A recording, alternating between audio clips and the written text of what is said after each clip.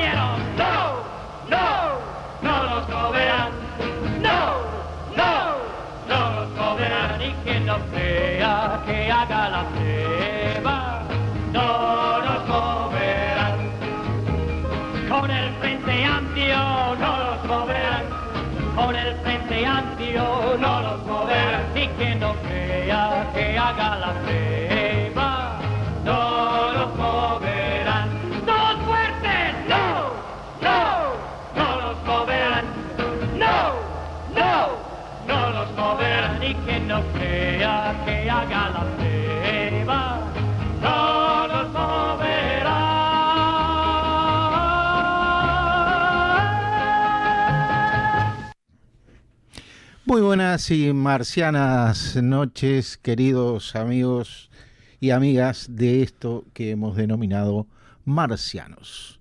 ¿Le gustó la canción de Dean Rick? La tengo oída alguna vez. Aquel norteamericano, ¿sí?, que lavaba la bandera norteamericana en varios países del mundo. Creo que no la incendiaba, la lavaba. La lavaba en un balde con Jane, supongo, y la blanqueaba un poco. Sí, un personaje muy especial que vino en esos momentos fundacionales del Frente Amplio, sí, ¿no? Sí. Que es hoy sin la presencia de nuestro amigo, el profesor Luis Maceda, que está pasando por una enfermedad, disfonía y demás, problemas de garganta. Problemas gripales deben ser, ¿no? A ver usted qué me dice. Una complicación de una virosis seguramente respiratoria. Pero con el doctor Daniel Vanina acá, como una sola presencia, y ya está llegando la señora Carolina Reyes, un personaje de múltiples actividades, nuestra estimada compañera Carolina Reyes, pero que ahora irrumpe en los estudios. Como mañana, de la 36, como mañana lo hará en su programa 3x3, que uno de sus 3x3 está 3x3 en línea, ¿no? 3 en línea. Buenas noches a todos. ¿Cómo anda, Carolina? Buenas noches, equipo, buenas noches, audiencia. Buenas noches, Leo. Llegando. Y yo la vez pasada llegué y no la encontré. Después de prácticamente un mes de no llegar. Hace mucho que no nos encontramos. Seguro, ahora estoy muy contento de verla. Y igualmente. Bueno, y depositando la nave acá en 18 de julio y Ejido, nuestro comandante de vuelo habitual, el señor Leonardo Pereira, que no nos acompañó tampoco el martes pasado, pero porque era, me aclaraba el doctor Daniel Vanina, feriado no laborable. Tal cual. Habíamos estado intercambiando con el profesor Luis Maceda acerca de un nuevo ciclo que empezamos en el día de hoy. Este nuevo ciclo es como, para nosotros es como la antesala de las elecciones que vamos a tener en el 2024. En una primera... Y a propósito del Congreso de diciembre del Frente Amplio también. Y a propósito del Congreso de diciembre. El tercer Congreso del Pueblo. En el Congreso de diciembre del Frente Amplio justamente se ponen a votación las bases programáticas que ya han sido difundidas. Por acá las tengo, las estuve bichando un poco por arriba. Pero en el día de hoy estuvimos intercambiando, por lo menos a través de un grupo de WhatsApp que tenemos con Maceda y con el doctor Daniel Vanina, y viendo cómo encarábamos este ciclo en el cual pensamos ver el tema de los partidos políticos del Uruguay y ver, bueno, cómo van definiéndose de cara a las elecciones del 2024. Y en el día de hoy pensábamos abordar, sin pretender para nada terminarlo, Bueno, para nada. El tema del Frente Amplio como tal. Nuestra discusión iba si nos metíamos. Nosotros somos parte de gente que en su momento estuvimos acompañando, inclusive somos fundacionales del Frente Amplio. Yo tenía 16 años cuando se fundó el Frente Amplio. Me había afiliado a la Juventud Comunista a los 15. Yo necesariamente 28. Usted necesariamente 28. Y bueno, usted lo hacía con más conciencia. Yo andaba correteando ahí como un jovenzuelo. Siempre recuerdo emotivamente aquella cuestión que le contaba, ¿no? Que estábamos haciendo los jóvenes, que además lucían todo. Yo no usaba tanto la camisa roja, pero la juventud frente amplista se caracterizaba en aquellos momentos fundacionales por movilizarse mucho en las calles, hacían jornadas de limpieza, y limpiaban las plazas, se mostraban en los barrios, repartían mucha propaganda. Aquello era todo muy fermental por todos lados, en los barrios, en la juventud. Los demócratas cristianos con sus camisas anaranjadas, los jóvenes de las cuestiones independientes con unas camisas beige, creo que eran los independientes, los de la Juventud Comunista con la camisa roja, los de la Juventud Socialista con la camisa verde, ¿no? Verde. Y no me acuerdo otros, los jóvenes colorados con qué camisas, pero aquello era muy lindo.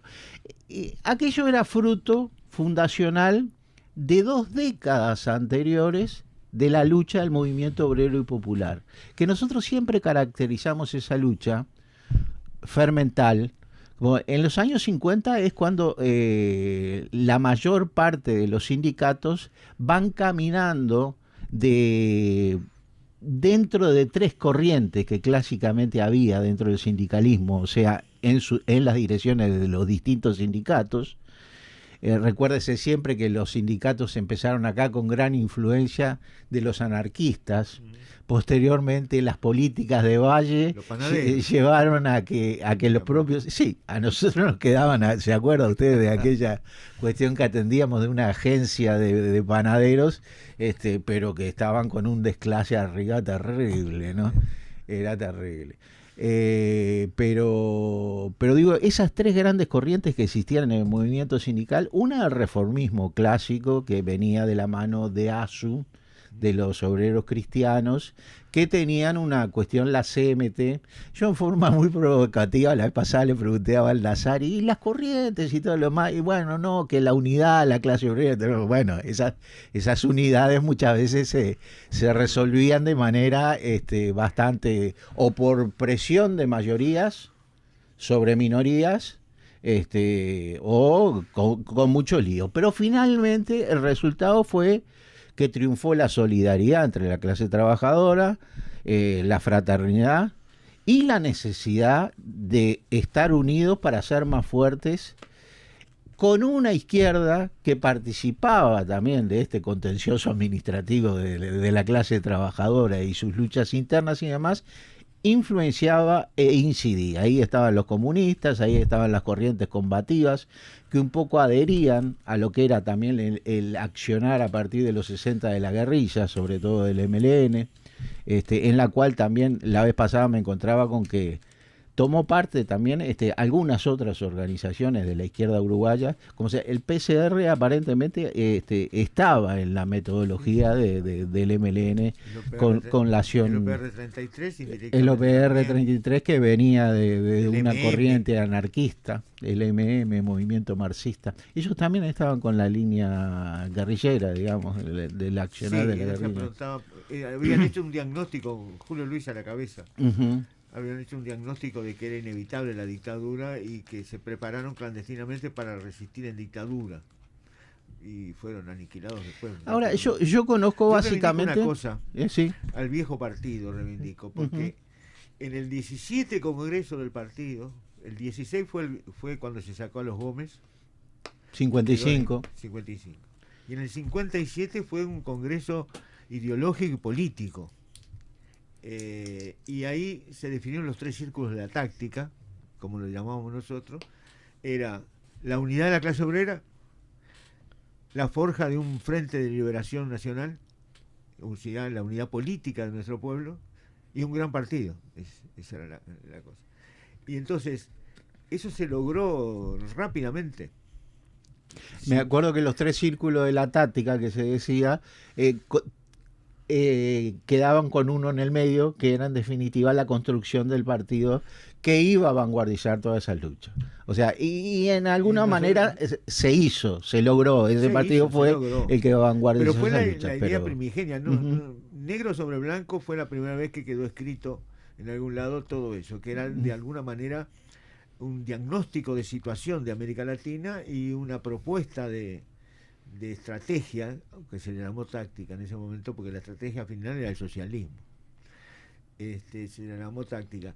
Y se fue logrando casi al unísono, pero se forjó primero la unidad de la clase obrera, el 64, el CNT es 66 o 64. 64 es la Convención Nacional de Trabajadores. 66 es como el lanzamiento entre el 65 y el 66, es como el lanzamiento del programa y de la plataforma de lucha de esa central de trabajadores. Pero era la necesidad en América Latina de lo que decía Arismendi. Hoy estoy muy PSU.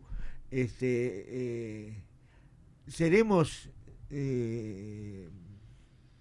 lugar de batalla o agresión, o país de agresión. Es decir, no había medio intermedio en la cosa. Se peleaba acá, o si no nos van a usar para pelear con nosotros, contra los otros. Lo que es bueno resaltar, como dice León Gieco, que todo está prendido en la memoria. O sea, hay mucha gente que de pronto se cree que los fenómenos sociales, económicos o políticos ocurren a veces por generación espontánea. Y esto muchas veces es por falta de participación en las cuestiones reales de cómo se está moviendo y hacia dónde se está moviendo la sociedad. Y la lucha de clases, que como decía Marx, es el motor que moviliza la historia. Entonces, en estas 2 décadas, no solamente el movimiento sindical avanza mucho, sino hay que ver cosas como los empleados públicos, que siempre fueron en este país una cuestión proveniente del vallismo y un Estado asistencialista y protector del ciudadano. Desde esa perspectiva, la construcción, y con muchas empresas del Estado bastante gigantescas y bastante en sus objetivos de una burguesía liberal inteligente. Porque muchas veces nosotros decimos, desde la clase obrera muchas veces se dice que cuando el trabajador lucha por el salario, es impresionante cómo participa, ¿no? Plata en el bolsillo. Ahora, cuando uno trata, como dirigente sindical y demás, en las asambleas, yo que he estado bastantes años en eso, de meter los temas sociales y de meter otras cuestiones que también son salario, y los empresarios tienen claro que esto también el salario. Porque usted recuerda aquellas cuestiones de cómo hacen los empresarios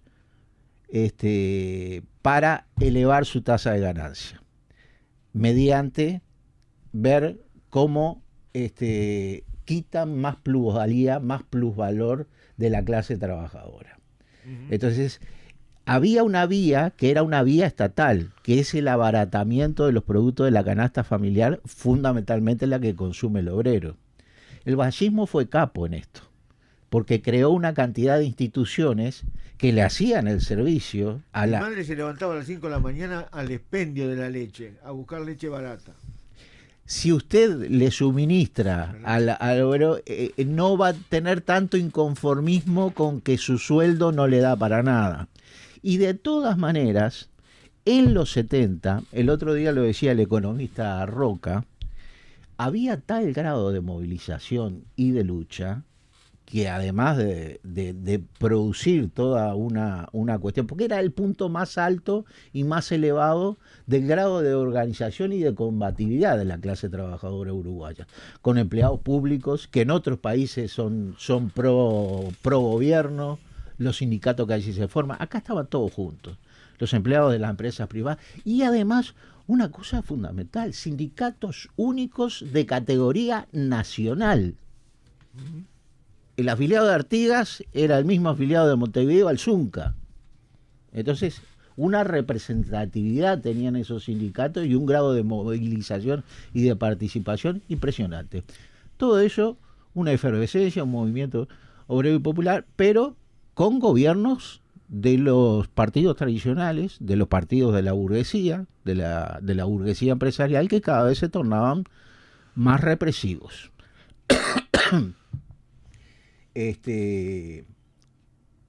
En América Latina había una disputa por la revolución y por la metodología.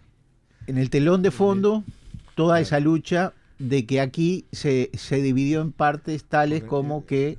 Lo que está pasando acá es reflejo también de lo que está pasando en América Latina. A partir del 59, cuando aparece la Revolución Cubana, todo cambia. Ahora era posible a 90 millas de Estados Unidos, una isla pequeñita, de una revolución. ¿Y cómo? Haciéndola, armada. Y ahí en el 67 se funda la OLAS. El deber de todo revolucionario es hacer la revolución. Ese era el lema de la OLAS, era el lema que planteaba el Che, nada menos. En octubre del 70, frente a la grave situación de crisis económica y todo lo demás, usted recuerda que por allí, previo a los 70, o sea, cuando sustituye Pacheco Areco a los... se viene una continuidad de cosas, evidentemente, entre los 50 y los 60, antes de los 70...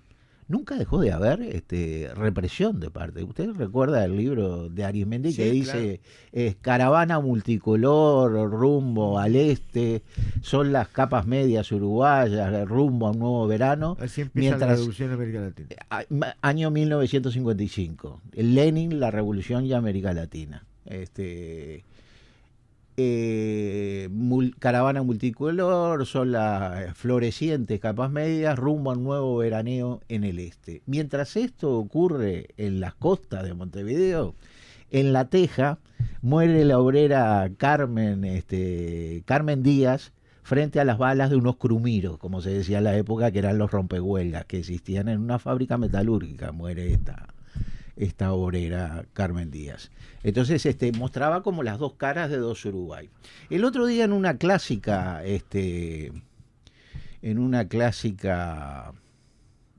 tertulia que se hace en la emisora de En Perspectiva, con Emiliano Cotelo y algunos invitados, se recibían las noticias de que el Uruguay estaba primero en calidad democrática en América Latina, ¿no? Y 11 en el mundo. Y 11 en el mundo. Y entonces una sola, Marcia Collazo, que es una frente amplista, dijo que ya no coincidía con que este país fuera el que tenía la calidad democrática. Y se sabe desde hace mucho tiempo que justamente esto no es así. Carolina Reyes, señora, ¿usted sería tan amable de comunicarle a nuestros oyentes nuestras vías de comunicación a los efectos de que si alguien tiene intención de participar en esto que hemos denominado la primera parte de un ciclo de los partidos políticos en el Uruguay de cara a las elecciones del 2024, quieren contactarse con nosotros? Para quienes se quieran contactar, lo pueden hacer a través de WhatsApp 098-190-384 o a través de la línea fija 2903-0302 o 2903-0304. También a través de Twitter, @marxianos_t. Le decía de Roca. Roca decía la vez pasada, el economista Roca, que participa acá en esta emisora, decía que con todo lo alcanzado por el movimiento sindical hasta este momento, con relación al 100% de los salarios que se cobraban en los 70, que después vino la Coprin y todo, y la congelación de precios y salarios, y ya no se juntaron más los consejos de salarios, se eliminaron en aquel momento. Después de los 70 no sé si se volvieron a recuperar los consejos de salario. No lo tengo muy claro. No, durante la dictadura no. No, durante la dictadura sé que no, pero durante el gobierno de Bordaberry no sé. Creo que no volvieron. No, creo que no. Creo que no volvieron ya más. Pero decía que en relación a esos salarios, hoy por hoy habría que recuperar con respecto a estos salarios un 60% más para poderlos equiparar con el poder adquisitivo que tenían aquellos, ¿no? Según una escala que existe en el INE, en el Instituto Nacional de Estadísticas inclusive. Sí, porque hay que tener en cuenta también que hubo a partir de los 70 inflación en dólares, cosa que era una novedad total, porque a partir del 46-47 el Bretton Woods había fijado el valor del valor del oro $33 la onza, y seguía así. Tener dólares y tener oro era lo mismo, hasta que De Gaulle empezó a reclamar, bueno, yo tengo tantos dólares, deme tanto oro, y al final en el 73, 74 por ahí se decretó la inconvertibilidad, y entonces empezó a tener un valor ficticio el dólar, y empezó seguía emitiendo, y ahora generaba inflación, y hubo inflación en dólares en el mundo. Le cuento algunas cosas más, porque evidentemente, bueno, está todo el recorrido, la génesis de Frente Amplio. Podemos en algún momento rescatar algo más de esto, pero lo cierto es que hoy hemos pasado toda una dictadura de la cual ya hemos hablado bastante, porque yo creo que con el tema del golpe de Estado y la generación hemos hablado. Mucha de la gente conoce nuestras opiniones, nosotros somos gente en Marxianos que tenemos una visión crítica de lo que hoy por hoy tendría que estar dando y ofreciendo esta fuerza del progresismo y de parte de la izquierda uruguaya, que tendría que estar ofreciendo otro tipo de solucionar a la ciudadanía. Pero, como será, acá nos dice Benjamín Nahum, analizando todo el tema programático del Frente Amplio, ¿no? Y esto es actual, es de nuestros amigos del Chasque. Dice, pues bien, si analizamos uno por uno los 8 programas del FA en las elecciones realizadas desde 1984 a 2019, se observará que a medida que nos acercábamos al gobierno, y más aún, luego de arribados a él, las propuestas de esos programas se van desdibujando, van perdiendo fuerza, como si demasiado asoleamiento las hubiera desteñido, como si la búsqueda de los votos del centro, considerados necesarios para ganar, y de errónea suposición de que los de izquierda son cautivos y estarán, propongamos lo que propongamos, hubiera hecho que cada vez nuestro programa fuera un programa de centro y no un programa de izquierda. Un programa y un discurso para reclutar a los Jorge Saravia o a los Gonzalo Mujica, que por cierto están más a la derecha que al centro, y no para que pudiera seguir sentado en su banca Guillermo Chiflet. evidentemente a los Jorge Sarabia y a los Gonzalo Mujica se le pueden agregar los Almagro. ¿Quién más le agregaría a usted? Los Almagro, sí. Hugo Batalla se fue con Sanguinetti y era el jefe político de una de las fuerzas políticas del Frente Amplio. Sí, claro. Me acuerdo un chiste que había con Michelini, con Rafael, que a un fin de año le regalaban cosas en una página de Brecha, una página de Brecha en broma, le regalaban cosas. Y al Rafa Michelini le habían regalado una puerta giratoria para que entrara y saliera cuando quiera del frente.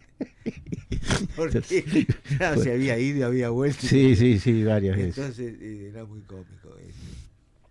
Pero bueno, todo eso, ¿qué es? Eso es socialdemocracia. Pero eso aparte arranca de un hecho terrible que fue la caída del socialismo real y de la Unión Soviética. Claro, sí, usted siempre lo aumenta. Es insoslayable no analizarlo. No, por supuesto. Porque fue terrible. Fue el cuestionamiento a todo lo que pensábamos y decíamos que era imposible que pasara, pasó. Entonces, ahora está bueno lo que dice Benjamín Naún desde un punto de vista, yo no le digo de estrechar la mirada, pero desde un punto de vista nacional, esto ocurría, el rebajamiento del programa ocurría programa a programa a los efectos de ganar el auditorio uruguayo, ¿no? Yo lo veo así. Cuando uno no tiene la más mínima chance de ser gobierno, dice cualquier cosa. Claro. Y si yo estoy a años luz del gobierno, entonces quiero nacionalizar todo, reparto tierra, algo de cosas, y después, cuando se me acerca la hora de gobernar, se me complica. Te me hizo acordar el cuento de los blancos, que como no ganaban nunca con los colorados, un blanco estaba prometiendo cosas en un lugar X del territorio nacional, entonces íbamos a construir cientos de miles de casas, y a ustedes que son gente del campo y productores acá del campo, además, le vamos a dar el ganado que necesiten, la cantidad de tierra que necesiten y demás, y en eso se le acerca un subalterno y le dice: doctor, mire que apeligramos ganar según las estadísticas. Dice, bueno, a la mitad todo lo prometido. Y se me hizo acordar. Y hay un poco de eso, ¿no? Hay un poco de eso también, porque somos seres humanos, entonces tenemos la facilidad. Pero ¿cómo se puede dar este proceso dentro del Frente Amplio? Usted dice, no, es rebajando, desviando el programa, desfondándolo, porque aparentemente hacia la interna del Frente Amplio se supone que había fuerzas que no podían hacer esto, que no podían transigir en prácticamente transformar varios aspectos de un programa que tenía que ver con cambios estructurales y profundos y revolucionarios y convertir a esto... Fue el momento que se reunificó el Frente, que vino ¿cómo era? Nueva mayoría. Nueva mayoría, pero era otra palabra también. Encuentro progresista, nueva mayoría. Hubo una discusión interna a nivel de partido. Yo estaba en la dirección del partido allá en el 92, 93, 94. Y yo me acuerdo que yo argumenté con la argumentación de Leni, que cuando ahora el partido de Leni se legaliza y se empiezan a afiliar gente que no estuvo en la primera etapa de forja del partido bolchevique. Y hubo gente que dijo, pero cualquiera se afilia al partido. Y Lenin sacó aquel razonamiento que decía que no nos problematicemos con eso, porque nosotros tenemos nuestras verdades muy bien fundamentadas y daremos lucha ideológica aún adentro del propio partido, y seguramente lo vamos a convencer a los compañeros. Bla, bla. Yo dije lo mismo, pero no vi que íbamos a perder esa lucha ideológica dentro. Yo siempre nombro, ya estarás cansado de escucharme, el documento de los 24, el documento de Álvaro Rico y el Ocaso y la Esperanza. En esos tres documentos, que le digo a los oyentes, a los marcianos que nos están escuchando, que el documento de los 24 está en bitácora y está en Google. Googlean, el documento de los 24, aparecen miles de documentos de los 24 aquí, pero con el que dice bitácora es el documento. Bitácora es el de Valenti. El Valenti es el que era de Valenti, porque no sale más bitácora. No. En bitácora hace muchos años que no sale, pero en aquel momento era. Pero se puede encontrarla en internet.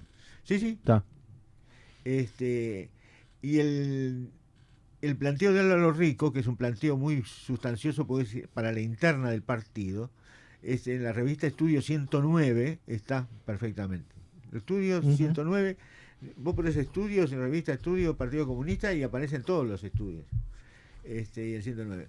El ocaso de la esperanza está complicado, hay que conseguir un bolche viejo que lo tenga, porque la versión que hay en internet es una versión corregida por Jaime, porque hay datos del 92, del 93, del 94, que no eran, porque ese documento es del 90. Está hecho libro, el ocaso de la esperanza. El ocaso de la esperanza. Que nosotros sospechábamos que nunca lo había escrito Jaime, pero bueno, esa es una sospecha que nunca lo pudimos probar. Ahora, esos documentos son de carácter ideológico. Ahora, esas cuestiones de carácter ideológico inciden en estas cuestiones de las transformaciones de los programas, ¿no? Evidente. Sí, claro. No, pero el documento para el Frente Amplio que fue más enjundioso fue el documento de los 24. Ahí hay un montón de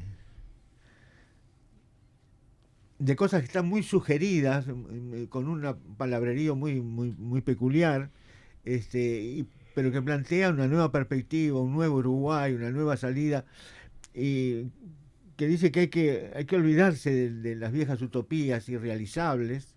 En ningún momento dice realmente que lo que queríamos estaba equivocado, pero hay una renovación.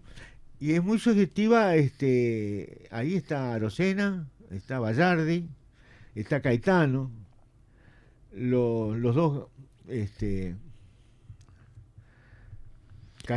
Bayardi, el que fue ministro del Interior, sigue siendo y de Defensa, ¿no? Sí, hasta hace poco, no sé si ahora sigue, era el responsable de internacionales del Frente. Es médico como usted, ¿no? Bayardi. No sé. Sí, tengo entendido que es médico.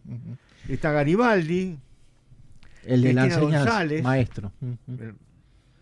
Federico Martínez, Mesa, Perkovich, Rico, Rila.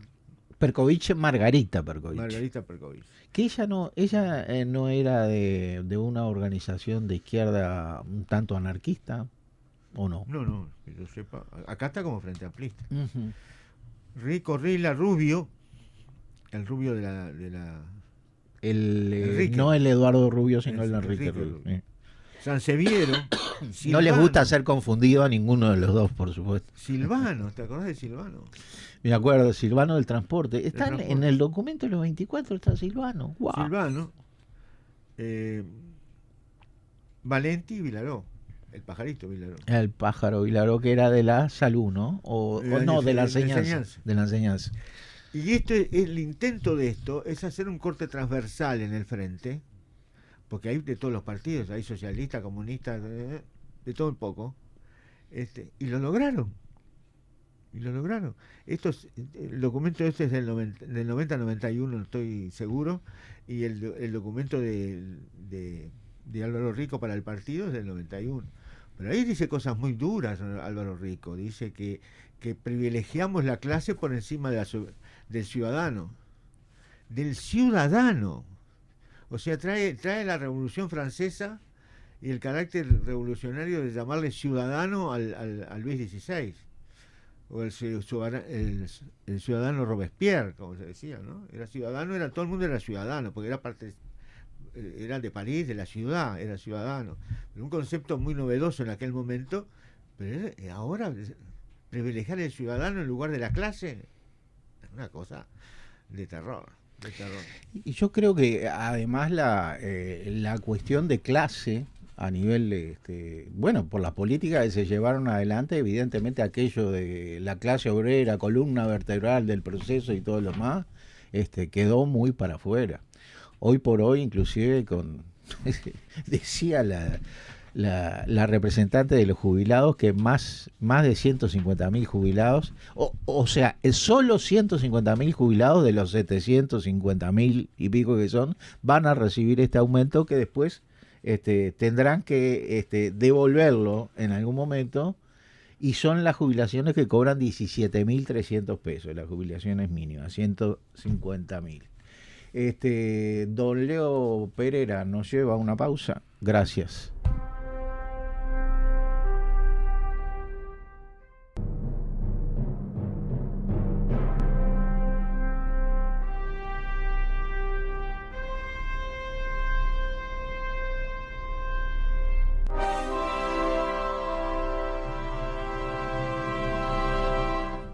Continuamos en la noche de Marcianos.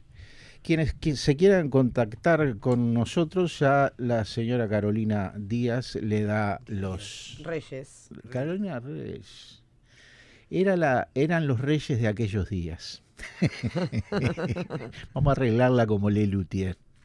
Bueno, las vías de comunicación son a través de WhatsApp 098-190-384, a través de línea 2903-0302 o 2903-0304, a través de Twitter, @marxianos_t. Y saludamos a Inocencio, que como en cada programa está presente. Es como columna al medio. El horcón del medio, siempre presente adentro de la casa. Muchas gracias, Inocencio. Sí, yo te decía, déjame arrancar porque esto de la socialdemocracia me preocupa intensamente. A todos nos preocupa, María. Nosotros hicimos un artículo sobre la socialdemocracia y dice, qué desgracia la socialdemocracia. Pero no es una cosa novedosa. Marx tuvo lío con la socialdemocracia. Entonces Marx dice, en el 18 Brumario de Napoleón Bonaparte, el carácter peculiar de la socialdemocracia consiste en exigir instituciones democrático-republicanas, no para abolir a la par los dos extremos, capital y trabajo, asalariado, sino para atenuar sus antítesis y convertirlas en armónicas. Lo dice al estilo de Marx, ¿no? Un teórico, pero es así. Es una particular visión de la realidad que se mantiene en la izquierda del mundo siempre.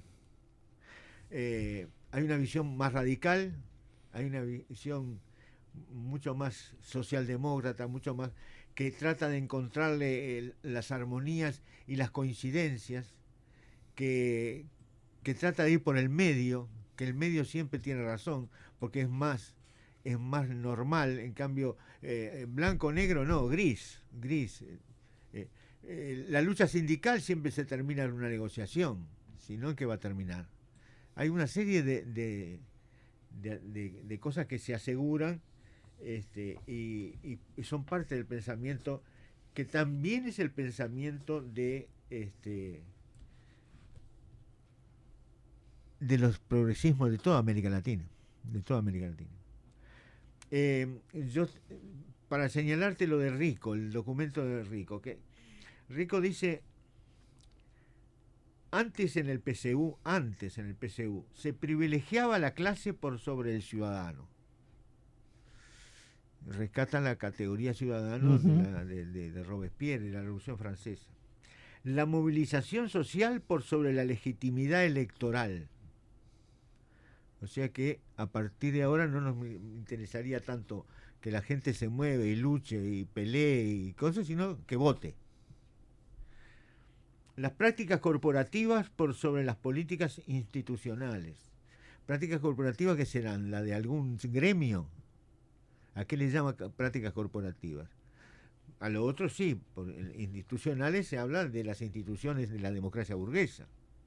Yo, con toda la distancia que tengo de lo que debe haber estudiado Rico y todos los títulos que tiene habidos y por haber, le diría, como un obrero con algunas mejoras que tengo en el terreno intelectual, político, ideológico quizás, que es una falacia lo que está diciendo cuando dice que los comunistas, ya sea desde su programa o desde su discurso marxista que quieren y de su praxis, favorecerían a la clase por encima del ciudadano, porque está bien claro lo que se quiere para la etapa socialista. La clase por sobre el ciudadano. Y yo pienso que es una falacia en el sentido de que usted recuerda lo que se decía con respecto a la etapa socialista de transformaciones y a la etapa comunista. Evidentemente no se llegó a ninguna de las dos, pero en los lugares donde se intentó se decía que de cada uno su cantidad y calidad de trabajo, y a cada uno según el mismo. Eso en la etapa socialista. Y en la etapa comunista era la misma cosa con respecto a la cantidad y calidad de trabajo, pero la devolución era de acuerdo a sus necesidades. No era lo mismo un obrero soltero que un obrero con una familia de 5 hijos. Entonces eso era el comunista, el comunismo. Privilegiaba la diferencia en el sentido de las necesidades. Álvaro no terminó todavía. La forja de una conciencia revolucionaria más que a la conformación de una opinión pública progresista. Es más importante forjar una conciencia revolucionaria que la conformación de una opinión pública progresista. Así que ahora nos preocupa mucho más formar una opinión pública progresista que la revolución. Eso saben en dónde estaba cuando nosotros aún teníamos capacidad de discusión dentro del Frente Amplio y decíamos, no es con el rebajamiento del programa, es con la conciencia pública de la gente subiendo al programa, llegando al programa. Entonces, y ellos sostenían, no, hay que rebajar el programa para hacerlo comprensible a la mayor cantidad de gente posible. Decían algo parecido. Algo parecido. Rebajar el programa nunca dijeron. No, claro, no lo conoce, no lo reconocían, no, lo mejoraba. Avanzar en una revolución continental, avanzar en lugar de aceptar las reglas del juego de la política internacional y tratar de mejorarlas. Es la concepción socialdemócrata dicha en 5 frases. Totalmente. Y aquí en el mismo sentido, Benjamín Nahum, que sigue preocupado de cómo en tantas administraciones y en tantos congresos fueron rebajando el programa, dice, el verbo procurar, que en las 30 medidas de urgencia del Frente Amplio casi no se usaba, porque están escritas en un lenguaje imperativo de comprometerse a hacer, y nunca en el condicional de quedarse en el intento o relativizar el compromiso. Inundó en cambio nuestros programas posteriores y cuando no se usa procurar, se recurre a sinónimos propender, buscar y otros similares. O sea, no hay grado el verbo que se utiliza es de no compromiso. Es el imperio de la unidad. La unidad como fin en sí mismo. Entonces, cualquier planteo que discrepe desune. Por lo tanto, tenemos que buscarle una redacción que sea tan vaga que le sirva a todo el mundo. Y después, el que la aplica va a ser el presidente de la República, y los senadores y los diputados.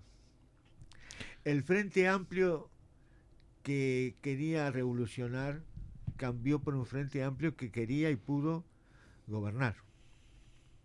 Ahora, los gobiernos del Frente Amplio,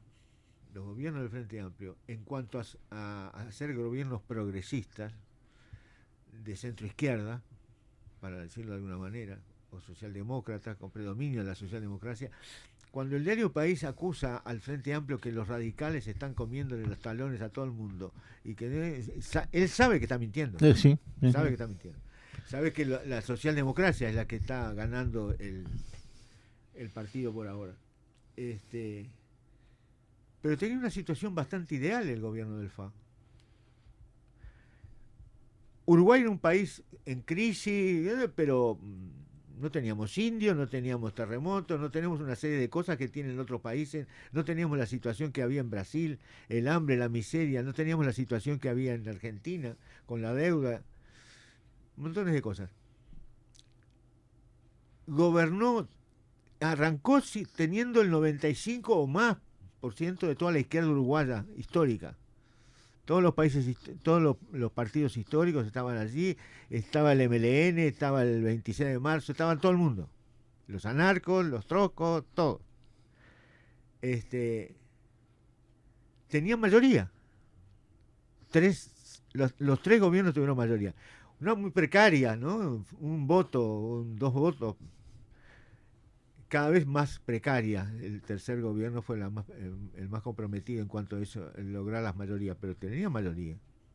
Y tenían la conducción de un economista brillante como Danilo Astori,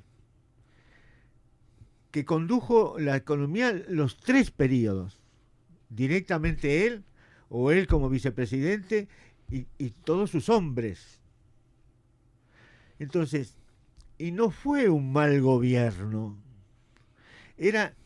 Yo diría que uno podría haber dicho, es imposible que fracase el Frente Amplio, porque es un gobierno progresista, dirigido con inteligencia, con prudencia y con la unidad de la clase trabajadora, única en el mundo, pero aparte con un concubinato estable con el Frente Amplio, que era lógico, porque la muestra más evidente es que el presidente de la Central terminó presidente del FA. Sí. Todo estaba a favor. Imposible. Yo diría que si fracasaba el Frente Amplio, era porque el gobierno progresista no son solución para cambiar el capitalismo hoy. Y es así. Ahora, ¿eso le parece que era el referente de la gente? Porque yo creo que lo que fueron cambiando, tanto en cuestión programática, como en cuestión de seguir sosteniendo el gobierno en función de que la gente los votara por mayoría, los siguiera votando durante 3 gobiernos, es porque realmente esos rebajamientos del programa, que inclusive dice Benjamín Nahún, en determinado momento ni siquiera era que el programa que había sido rebajado se cumpliera. No. Agarraban para otro lado claro. y no respetaban ni siquiera el programa rebajado. O sea, no se sabía para qué habían trabajado tanto en rebajar el programa si lo que aplicaban después eran políticas neoliberales, ni siquiera respetando el rebajamiento del programa, ¿no?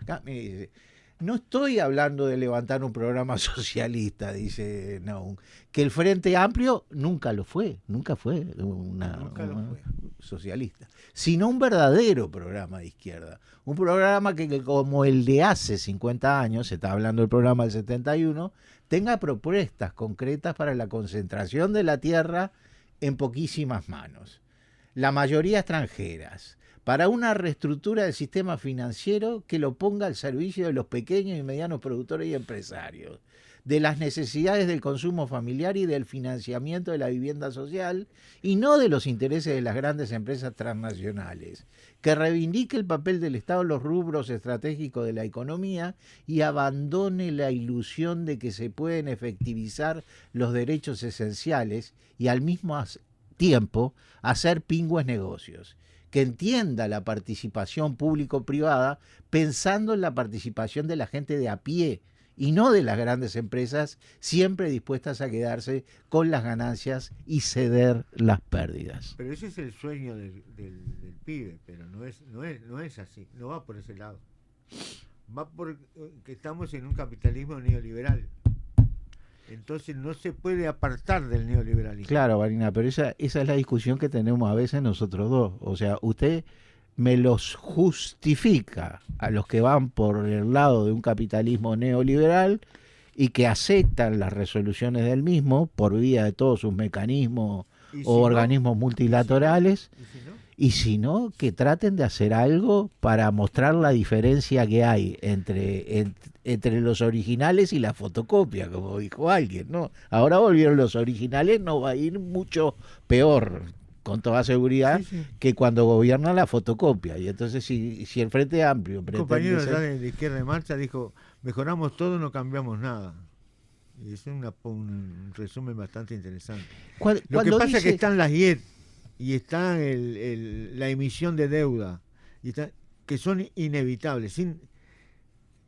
¿De dónde vamos a sacar la plata para tener un gobierno que haga cosas, que progrese? o de la burguesía nacional o del imperialismo. Entonces lo tenemos del imperialismo. La burguesía nacional tiene 20.000 millones de dólares o más, ya no sé ni cuánto, 27 creo, en el exterior. Digamos, no hablemos ni de socialismo ni de capitalismo. Hablemos de un país que quiere hacer una revolución nacional, que quiere ir por vía del camino de la soberanía, cortar con la dependencia de los organismos. El otro día no me acuerdo quién estaba diciendo. No, pero para hacer con todo eso con lo no que se puede gastan hacer los dentro del capitalismo, con lo que padre. gastan los países nomás, si se pusieran de acuerdo para romper esto, fue una vieja temática de Fidel que quería agrupar a todos los países de América Latina para hacer una causa común en contra del tema de la deuda. Casi todos los países lo que gastan en pagar los intereses de la deuda externa sí es muchísimo más de lo que gastan en educación, en salud, en saneamiento de la es muchísimo más. No sé si cuánto, ahora debe andar un poco más. Andaba en los 2.000 millones de dólares anuales de pago de deuda, de pago de servicio de deuda, de pago de intereses. Totalmente. Totalmente. Vio que ahora Era 1.2 del déficit fiscal. Y eso es imposible de evitar. Y sí, lo que estuvimos viendo la vez pasada, que nos confirmó un oyente ahí que... hablando de oyente, Juan Carlos Tubino, que estuvo en Rusia y estuvo escuchando el programa la vez pasada, me escribió en el sentido de que él tenía posibilidad de mandarme de cómo era la seguridad social, porque él estuvo 10 años estudiando allá en la Unión Soviética, cómo era el tema de la seguridad social en la Unión Soviética, que sí la había y que era muy buena, Entonces me mandó por correo una cuestión que después se la voy a reenviar y quizás en algún momento la leamos, pero no estamos en ese tema como estuvimos en ese tema la vez pasada. Yo creo que esta discusión en general es buena, pero después vamos a tener que entrar en particularizar. ¿Qué pasa con la salud en el Frente Amplio? ¿Qué pasó con la vivienda en el Frente Amplio? ¿Qué pasó con la banca? Privatizamos muchas cosas del con la educación. Con la educación. Y ver, con los derechos humanos, con la impunidad. Yo para decirlo de la peor manera, es que lo que resta de impunidad es responsabilidad de la izquierda, no de la derecha, porque la derecha ama la impunidad, porque está defendiendo su aparato burocrático militar, consciente o inconscientemente, pero la izquierda no se atrevió, con una situación muy particular de que tuvimos el mejor ministro de defensa que tuvieron los milicos, que fue Huidobro, así dijo Manini cuando falleció Huidobro. Manini dijo fue el mejor ministro que tuvimos desde el 84 a la fecha. Pero lo dijeron Mujica y la Topolansky. Necesitamos que en este país haya fuerzas armadas frente amplistas, sin ningún tapujo. A partir de allí no extraña para nada esos más de 200.000 votos que perdieron en la primera vuelta. Era porque la familia militar, que con toda seguridad forman, porque son miles, nomás en jubilados creo que tienen 50.000 jubilados. En actividad creo que tienen 20.000 más. O sea que cuente con que son 70.000 personas multiplicado por 3, que son más o menos los miembros de cualquier familia, que tienen incidencia de esas 70.000 personas. Eso conforma 200.000 votos, con toda seguridad. Y esa fue la gente que le restó el voto. Y ya tenía a su representante en la coalición, lo tenía a Manini. Entonces todas las prebendas tanto de Huidobro como de Mujica, yéndole a acomodar la almohada a Dalmau y diciéndole que se había comido un garrón, cuando estaban todas las pruebas de que fue quien mató a Nidia Zabalzagaray, es espeluznante. Bueno, nos quedan unos minutitos. Mire, acá sigue diciendo Benjamín Nahum, que es muy importante todas las cosas que ha dicho, esa inicua y perversa explotación de la deuda externa. Iremos tejiendo la bandera del no va más junto a todos, la bandera del que se levanta y dice, ya pagué muchas veces esta deuda externa, Nosotros, compañeros, queremos transformar la realidad, no la aceptamos tal cual es. Vamos a hacer una profunda transformación de la estructura de la propiedad y la explotación de la tierra, ¿sí? Vaya si la hicieron. Tenemos que terminar, la transgerizaron un 50%. Tenemos que terminar con una indignante concentración de esa propiedad. Una profunda transformación industrial iniciando nuevas experiencias colectivas de producción. Se fundieron más de 150 industrias. Estos son los sueños posibles, no le tengamos miedo a las palabras. Esto se sigue llamando revolución. Estas frases están tomadas en un reportaje del quincenario Movimiento, en su edición del 14 del 6 del 89. Son de un destacado dirigente frente amplista de aquella época y de la actualidad, que poco tiempo después sería nombrado candidato a la vicepresidencia de la República en el Congreso Extraordinario, para hacer posibles los sueños, completando la fórmula encabezada por el general Seregni, el compañero Danilo Astori. Cuando en el estadio Gastón Gualfi se proclamó la fórmula, Astori volvió a reiterar esos conceptos y la palabra revolución fue seguida de un largo y estruendoso aplauso de los miles que allí estábamos. Sí, sí. Yo en el libro hago discutir a Astori con Astori. Con Astori. ¿No? El Astori del 84 y el Astori actual. Pero el Astori actual decía una cosa que estaba interesante. Decía dos cosas interesantes, o seguramente algunas más. Hay 400.000 uruguayos que viven mejor.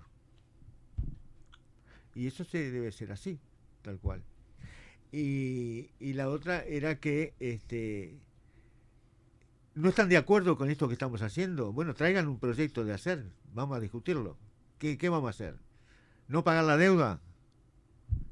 Ya tenemos una experiencia latinoamericana de no pagar la deuda. Kirchner y Cristina Kirchner. No se puede. Te arrancan la cabeza. Perdés el grado inversor. No tenés un peso de nada. Pagar la deuda tampoco. No tiene solución. El capitalismo no tiene solución. Y no se puede mejorar. El capitalismo no se puede mejorar. Hay que destruirlo. Hay que superarlo. Eso es lo que yo pienso. No así en el 2014, 2015, cuando estaba en Izquierda en Marcha, nosotros queríamos hacer un giro a la izquierda. Yo estoy convencido que no era un buen planteo, porque era pensar que dentro del capitalismo neoliberal globalizado nos iban a dejar hacer un poco menos capitalistas o un poco más progresistas. Y no es así, nos persigue. Hardy y Negri son dos pensadores que no son de mi gran simpatía por sus varias cosas, pero plantean una cosa que me parece que es cierta. El capitalismo le generó al socialismo un hostigamiento crónico que lo terminó de liquidar 70 años después. El hostigamiento crónico. Totalmente. La contrarrevolución empezó con las invasiones aquellas de los 15 países que invadieron Rusia en su nacimiento, pero terminó con las revoluciones rosas y todo esto del 90, con la caída de la Unión Soviética, bien digo. Regresamos, doctor Daniel Vanina, el martes que viene a las 19 horas con Marciano. Señora Carolina Reyes se va a sus estudios.